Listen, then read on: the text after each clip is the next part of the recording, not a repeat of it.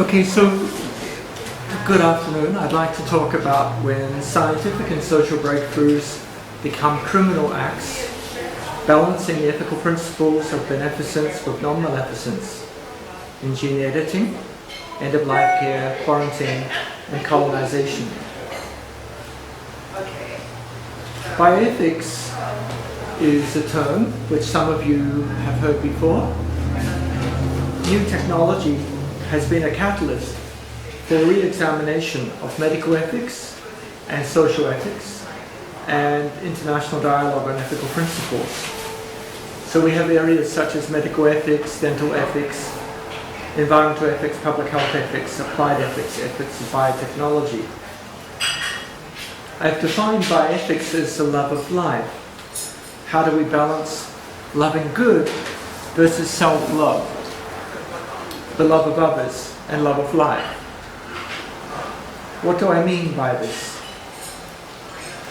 Some of the imperatives of love include the ethical principle of loving good, beneficence. It supports the development of science and technology that might cure sick persons or feed hungry people. So, on the foundation of beneficence, we might try to correct the genes of babies so their life will be better than it would be without. We might try to pursue the best for the whole society, sacrificing some individuals. And we might try to do good. We might do research. Thank you to all the people who developed the recipes to develop delicious food. Thank you to the farmers who grow the food. They work all on the foundation of beneficence. And thank you to the scientists who made electricity and computers and projectors to make PowerPoint presentations. Another imperative of love is the principle of loving life, or do no harm, or non-maleficence. It warns us to do technology assessment on all options, current and new, to provide the best alternative for the local situation now. So we might be cautious when we try something new, even though our goal is to try and do good. So that is a principle of loving life.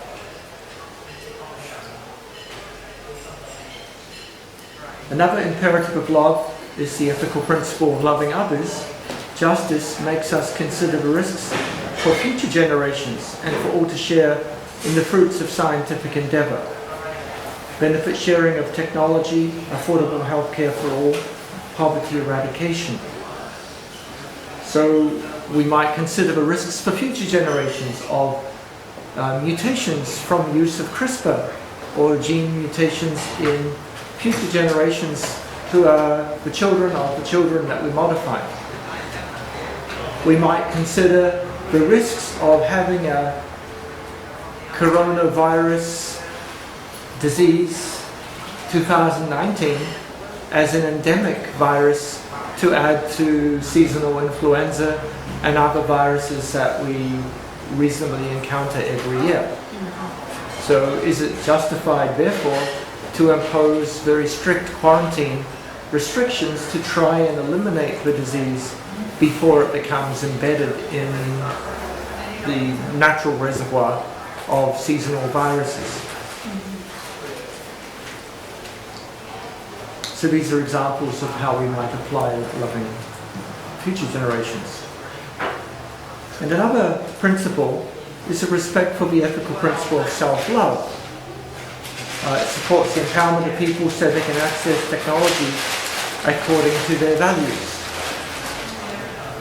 It also might be, I'm hoping to raise lots of questions for discussion, a foundation why some people try and pursue their personal soul's future nirvana, the personal soul going to heaven versus hell, because of the principle of loving the self, and the self may be the soul rather than the body. is still a self. But we also, many of you are students or have studied, we should maximize the potential of what we have to do what we are meant to do in this life. So self-love. The word autonomy, self-rule, is different to self-love. Is our world governed by morals or money? So we've had some questions today. Is CRISPR gene edited babies a breakthrough or a scandal? Is our world governed by morals or money? How do we balance ethical principles of beneficence versus non-maleficence in gene editing, end-of-life care, quarantine, colonization? All of these examples have some benefits for some people and some groups, and some risks for some people and some groups. Not always for the same.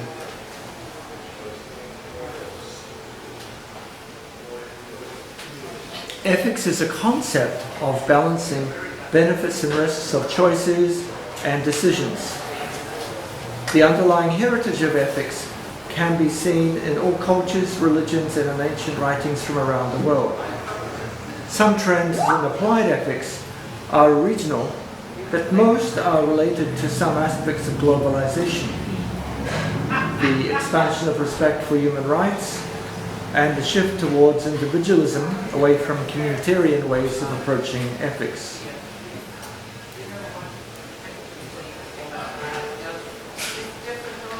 So the answer to this question may also determine how the pursuit of human genetic manipulation is determined.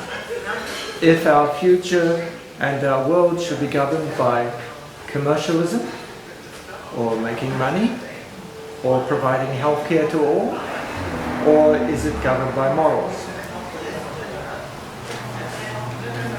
This is a familiar sight for some person sitting in the room, living in San Francisco.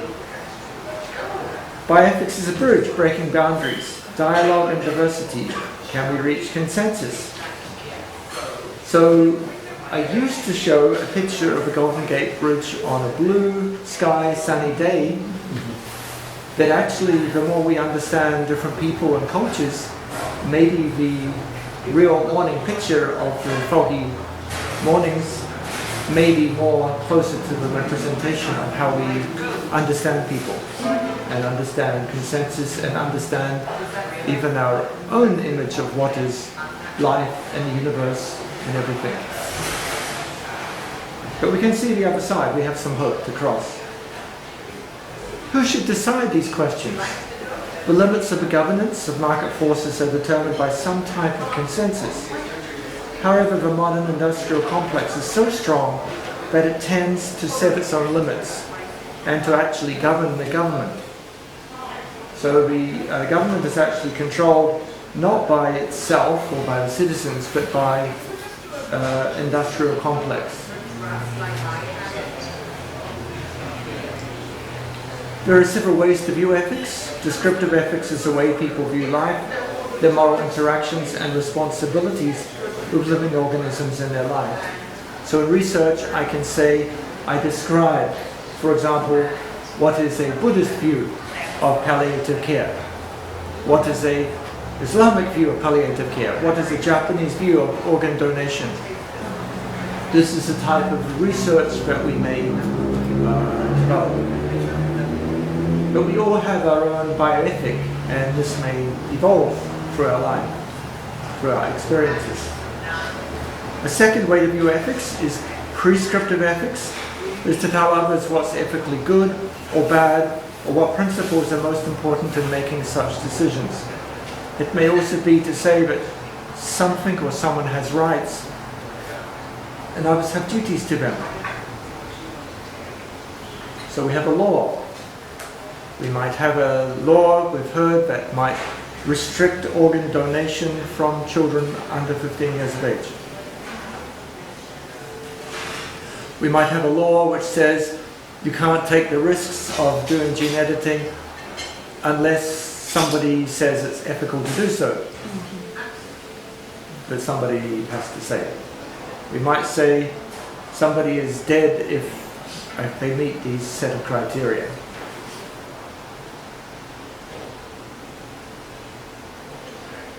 The third way of viewing ethics is interactive ethics. It's discussion and debate between people, groups within society and communities. Such dialogue skills are necessary to live harmoniously with others. So which of these forms of ethics do we have? We probably have all of them to some degree. For example, we may be in a structure where people say we're following our community's ethics, and somebody has determined that, be it our president or our abbot or our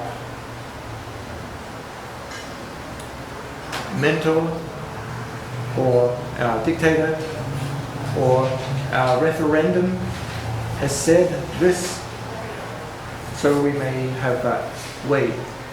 Or we may say we're going to have a dialogue, or we're just going to have a majority rule.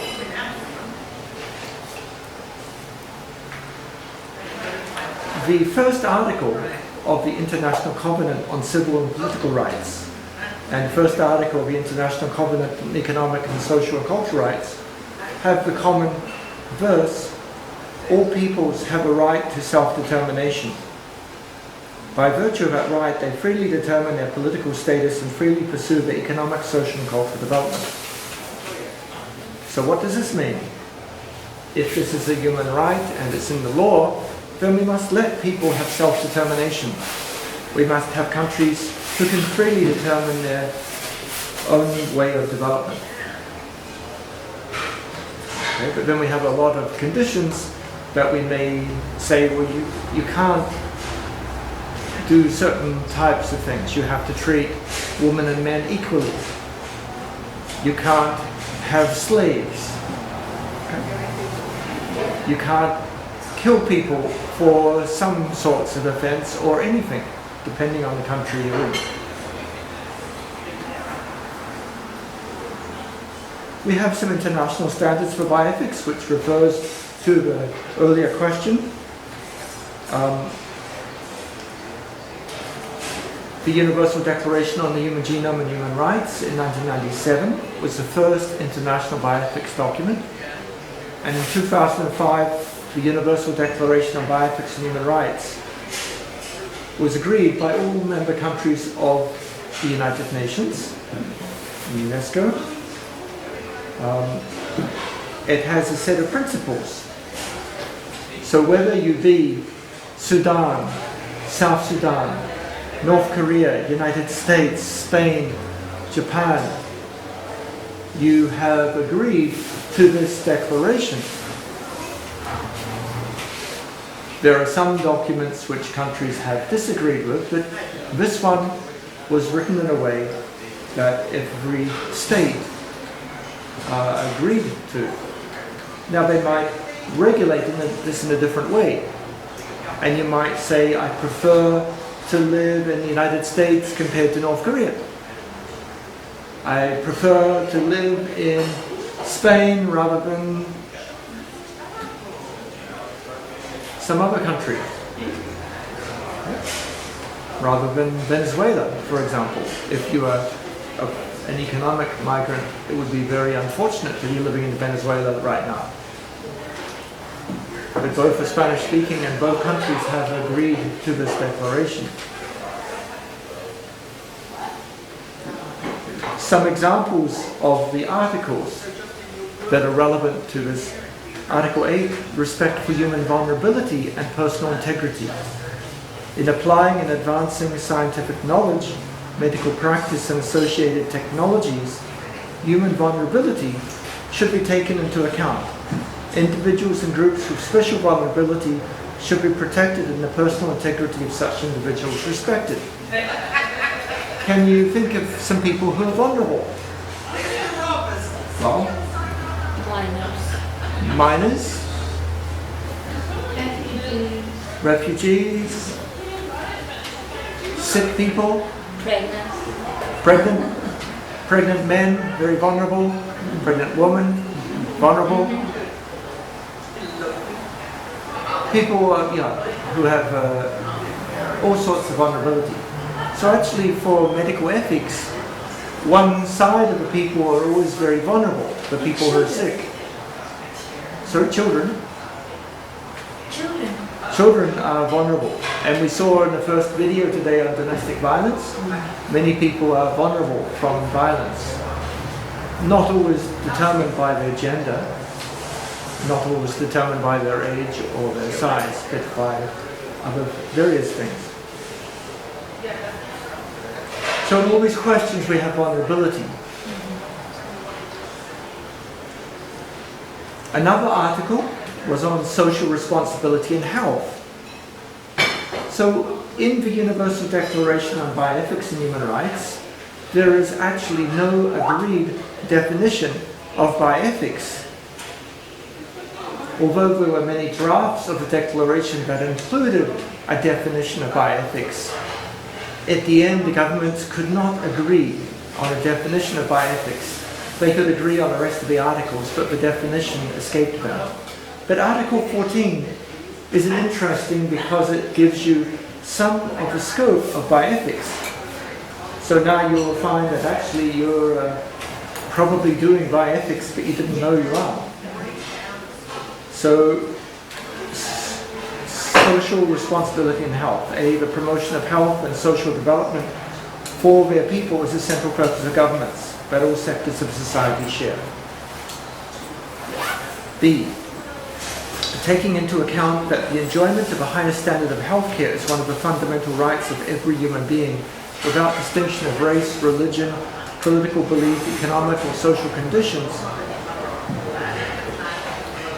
progress in science and technology should advance 1. Access to quality healthcare and essential medicines, including especially for the health of women and children, because health is essential to life itself and must be considered as a social and human good. 2. Access to adequate nutrition and water. 3. Improvement of living conditions and the environment. 4. Elimination of marginalization and the exclusion of persons on the basis of any grounds. And 5. Reduction of poverty and illiteracy. So this is all bioethics.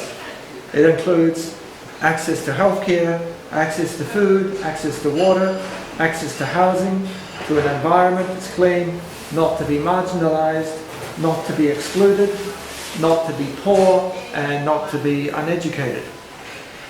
So bioethics therefore is being brought on to include all these things. Another term we may have is, what's the difference with public health ethics and clinical ethics?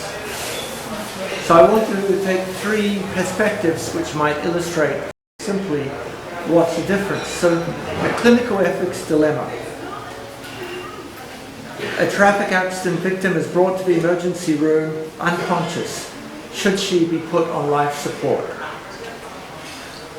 This is a clinical ethics dilemma. A medical ethics dilemma. There are 8 accident victims awaiting the paramedics at the scene. They apply triage to decide the order of treatment. To define triage. Okay, so what's triage? Triage is a widely accepted international norm of emergency ethics which separates people into 3 groups. Triage. One group of people is there's nothing we can do, they are going to die. The second group is their injury is minor, they can wait. And the third group is we can save their life if we're lucky. So we're going to try and treat the third group first. And people who can survive without for a while will wait. And the first group, who are unfortunately too late to save, will have to wait and probably just die at the scene because we have a limited access. You may find it interesting that this principle is widely accepted. In the 1990s, I went a few times to Israel and Palestine and talked to the military on both sides, Israeli military, Palestinian military, and they both declared that they followed the principle of triage regardless of ethnicity, that this should be an accepted form of care because it would then be applied to both sets of people in terms of a disaster or a conflict. So that if somebody can be saved, it doesn't matter what nationality or whose side they're on, they should be saved medically. And the people who are too late to save will be left, and the people who can wait will wait. And it's sort of interesting if this is an accepted norm, which was stated to be an accepted norm. The advantage of accepting it is if you have, unfortunately, a battle or a conflict, if everybody applies this, then it becomes a norm that other people will apply this, and that would be more ethical. Unfortunately, sometimes people do not apply. That generally, in a civilized society that's so civilized that they fight a war to kill each other, when they are killing each other, they will, if you're not killed immediately, you may be saved and taken to hospital, which is ironic that it's actually the medical ethic of how they apply it. So, medical ethics dilemma. Public health dilemma, there's no central dividing barrier on this dangerous bend in the road, where there's been fatalities every year. So, we have the same perspective. A road traffic accident. The simplest way to solve it is to put a concrete dividing line in the middle so that one side of traffic does not go into the other side, and that saves lives. So, for example, when driving on the freeway in Thailand, we will find every few kilometers a U-turn spot in the freeway where you can freely do a U-turn in the freeway into the traffic. Now, on well or more ethical roads, they have the U-turn above the freeway to take people safely to the side. But as you know, in Thailand, often in many of the basic freeways, in the middle of the freeway you have a U-turn barrier and the cars can just do a U-turn, and it's a death trap waiting. So actually, who's responsible in this case? Because you have very sad cases where minibuses get hit by trucks, where lots of people are in a triage situation because some road engineer or some public health authority decided it's too expensive to build the overpass. The same with traffic lights. They only build a traffic light when too many people are killed in that space, and put a traffic light. Diversity rather than dogmatism. The focus on respect for diversity of ways to meet our duties and facing our karma can make a more tolerant world than one that's based on judgment on the ethical principles of fundamentalist interpretations of Christianity and Islam. So we may find a middle way. This is one approach to ethics. Bioethics is holistic. Although we may argue that bioethics is holistic and found in every culture and still alive among people of many indigenous communities as well as the postmodern ones, the academic discipline of bioethics, as interpreted by many scholars, has attempted to burn bridges to both different views as well as persons with different life trajectories and training. The bridges between different cultural and epistemological foundations of bioethics have also been strained by the dominance of Western paradigms of principalism and the emergence of academic profession of medical bioethics. So we have challenges to make ethics relevant. How do we make textbook ethics relevant to people? I want to give an example. I thought it could be an interesting example to have the views. For those of you who know Thai history or have been to Banpayan Royal Palace, Her Royal Highness Sunada Kumararatana was the first wife of King Rama V of Chulalongkorn. Yeah? She died aged 20 years of age on 31st of May 1880. The Queen drowned when her royal boat capsized on her way from Banpayan Summer Palace. And you may think it's very unfortunate, why did she die? Well, the many witnesses to the accident did not dare to touch the Queen because it was a capital offence to touch the Queen and she couldn't swim. And the grief-stricken Chulalongkorn changed the law afterwards to say that in saving life you could touch the royal family, royal Queen. So I'd like to give you a real dilemma. For example, according to monastic tradition, Venerable Sompon should not be touched by a lady. However, let's say afterwards we go to the beach and you have difficulty when swimming, and we have a champion woman lifesaver. She will go and save you. Is this ethical, do you think, to save your life? It's about purpose. Sorry? The purpose. Yeah, purpose. Is it good purpose or something? Yeah, it's a good purpose. So this is the rationale. And everybody here, you might think, because we were born with this rational mind to delineate principles of etiquette, for a greater purpose, you can save life. Okay? So, for example, saving life is above all in most religions. You can break religious etiquette or break cultural etiquette. But in 1880, these devotees of Her Majesty did not consider to break the etiquette. So their mentality was somehow different. So our mentality changes over time. But the real ethics we also hope to explore through these cases as people develop the law. Individuals in society. Does this woman in Chennai in India have autonomy?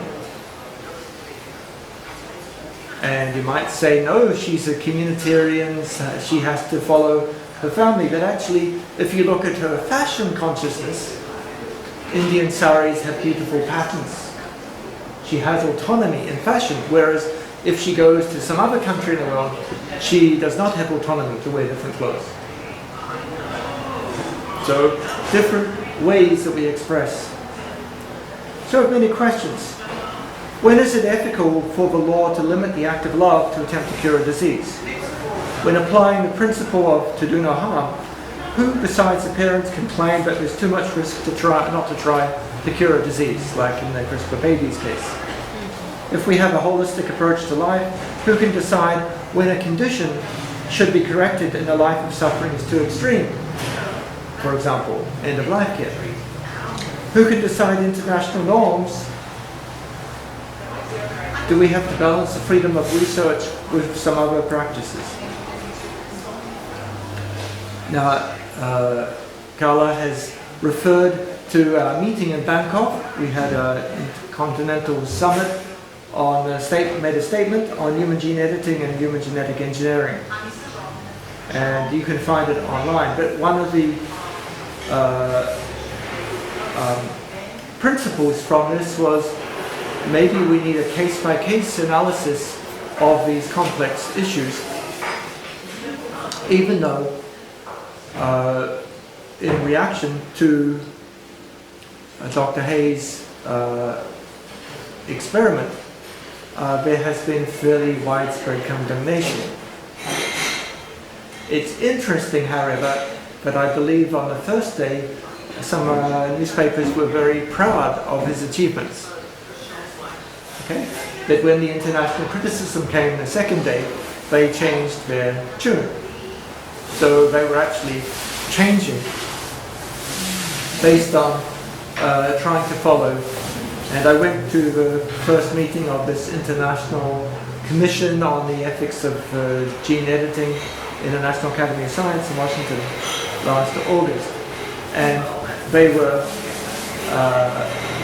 trying to find some consensus, but it's rather political. So even the National Academy of Science, after that meeting, released some public information, but several people later complained that their statement seems to be supporting genetic enhancement, so they took down that information, saying that we didn't mean to support enhancement, we're just trying to have a debate, but you can't even have a debate because some people don't want that information. So ethics and creative power. The history of bioethical reasoning is influenced by our genes and by the forces that shape and continue to shape these genes into the people, society and cultures that we have. We now have the power to change not only our own genes, but the genes of every organism, and the power to remodel whole ecosystems of the planet, which has made many focus on biotechnology applications. However, the key questions are more basic. We have the technology to conceive an embryo in vitro, to mix genes from different persons, beings, and offer life support to those whose body has temporarily failed. We have the power to remodel whole ecosystems of the planet. We can reshape life as digital constructs, such as virtual life. New technology is a catalyst for our thinking about bioethics, which have been stimuli for research into bioethics in the last 2 decades. So come some questions to reflect on. What determines your choices? Can we extrapolate from fashion choices to genetic engineering? Can we buy genes the same as we buy books or cars? Can we allow the private market to determine how much a person can enhance himself? Can we intervene in end-of-life decisions? So bioethics has lots of questions. What are the conditions required for happiness? Good quality of life, hope for the future, dreaming and planning, self-love and fulfillment, maybe some others. Are you happy? Yes. Good. So my goals of bioethics include how do we form a mature society full of well-informed and balanced persons. Bioethically mature means a person or a society that can balance the benefits and risks of alternative options, make well-considered decisions, and talk about it.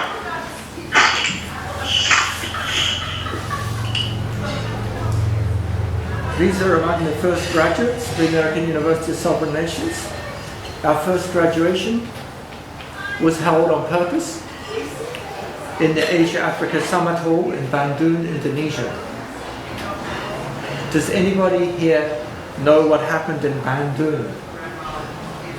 Have you ever been to Bandung? First time. Have you heard of Bandung? Yes? What happened in Bandung? No, I've heard of the place Bandung, but I don't know what happened. Okay, you can visit there. It is the Asia-Africa Summit organized by President Suharto for the decolonization, and from that meeting was launched the non-aligned movement. The G77 was launched because it was a meeting of countries in the middle of the Cold War. They didn't want just to follow the United States or the Soviet Union, and independence was launched. And recently decolonized Asian countries invited representatives from Africa. And in fact, 7 representatives came. There was a scandal. There was an airplane bomb hijacking of the Prime Minister from China. He was blown up on the way. It was all very interesting in 1955, this event. And they rang a peace gong, and the peace gong is still there. I organized a couple of meetings in Bandung, 2 meetings so far I've organized, one with cities on human rights and one with our first graduation. So it's a very historic place for decolonization. The programs of the American University of Sovereign Nations, Masters in Public Health, Masters in Bioethics and Global Public Health, and other degrees, 7 Masters and a PhD program, the 8 and postgraduate certificates. So we've tried to launch a a decolonized program in the tradition of self-determination people. Education for all, sharing wisdom from all traditions. How do we establish a decolonized university in every country with no students in debt and global mobility? This is our goal. You're welcome to join us. So I've covered in this presentation some questions. I may not have answered all of them. Can we balance beneficence and non-maleficence? We do, but we may reach different conclusions. Yes? Maybe Yes, sir, please. speculate on IVF because it's not like too long. It's about 40 years or something. And like for example, these days papers are coming with saying the baby is born through IVF and their risk of getting childhood cancer is higher than normal population, for example. And their risk of getting infertile males being made through IVF fertile and getting the offsprings, but their male offsprings are getting being infertile as well. And there are so many things that we will see through the steps and over the years. And I'm very curious and excited about what will happen with CRISPR technology in this field. But there are too many questions, and questions are coming with the time. So do you think we should do in vitro fertilization if it's some harm? Well, I will say as a medical doctor, if you think of the harm and the benefit, like even if I say drink water, and myself I get like water intoxication because drinking of too much water at one time. So I see. Big container. So there is no one or like 100% effectiveness. There is always a balance. I said like first do no harm, but even if you're drinking the water, there is a sort of a side effect. Even if you're taking a very innocent medication like paracetamol, right? And we all use it. But there are still side effects. But there are benefits as well. So you have to make a decision. This is called decision making, right? And then you have to make a decision. Okay, I know what are the pros and cons of this situation, and I will take it, or I will not take it. But as a physician, we should mention about, you know what, this is the evidence, and these are the things you can face, and these are the benefits, and let's share decision making. Okay. So regarding this question, IVF, in vitro fertilization babies, it's around 2 to 3% of most, in many developed countries, of the babies are born that way now. But if these babies were not born, we get left with coming back to this classic question: is it better to be born or not to be born? When the risk is quite small, then what's a significant risk? Who decides that? ICSU, intracytoplasmic sperm injection, is when you inject the sperm into an egg, seems to have more risk than in vitro fertilization. Okay. Or let's say I do pre-implantation diagnosis, which is to take an embryo. As you know, you have an embryo. Let's imagine the embryo is this, egg cell is this size.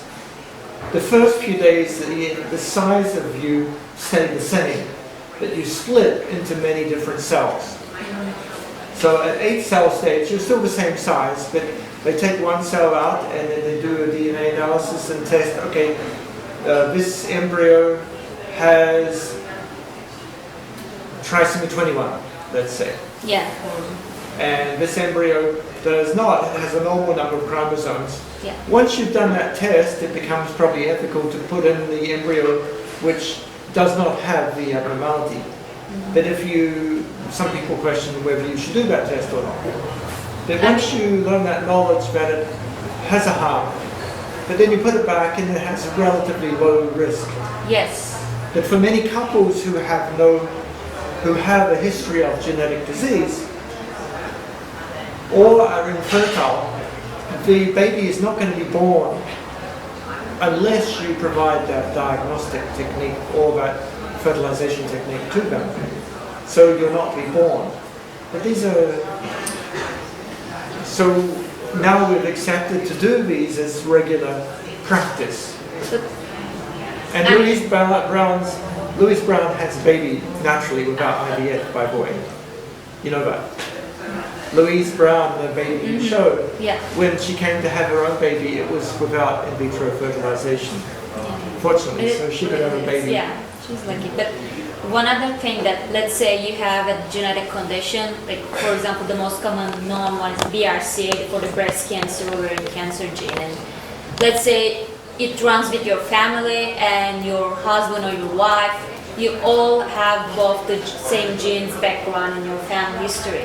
But you're sort of barely afford the IVF, but you can afford the PGD or PGS, what it's called, for this biopsy. But what should you do then? Because health comes with a cost, especially in America. In my country, things are different. This is another ethical question. So then the question becomes, should we allow market healthcare? So it goes back to the question, if we have the first article of the Human Rights Convention about self-determination, if we follow that, it means it's very difficult to stop access by somebody who has the economic means to buy a technology.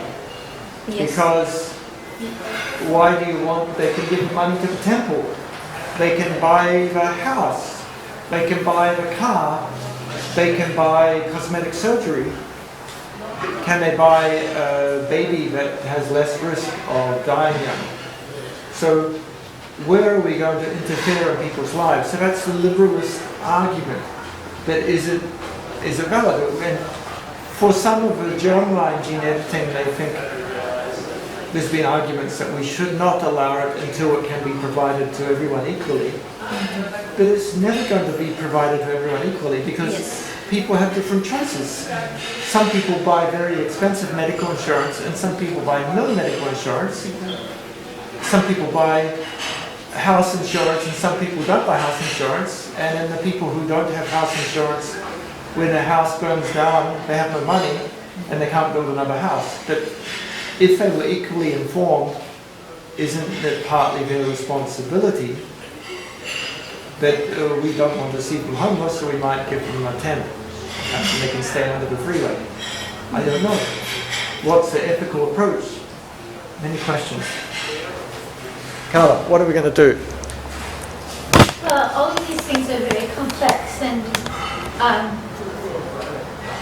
you might add to, if it's morals or money, you add politics, you add philosophy, you add power, you add so many other things that determine choices that people have and choices they make, and what kind of a political system is our political system really? Bioethical, our social system, our cultural system, all these different options. And our country right now is floundering, as are many countries, under these questions of social, cultural, and political, and moral, bioethical stance. And I would just point out with your, the Queen, the young Queen who died, and we think that that is, you seem to imply that these sorts of things don't happen anymore.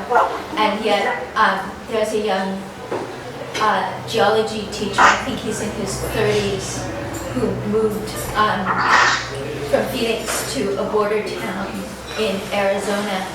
And 2 refugees came across his land, and there are huge amounts of these people trying to cross the Arizona border who are dying, and so much political and cultural and social and moral question around it. And 2 of them reached his house, and he gave them water and food, and the police pounded on his door, and he ended up being arrested for harboring criminals because these people had crossed the border and then survived. And our government went to extreme effort to try and prosecute.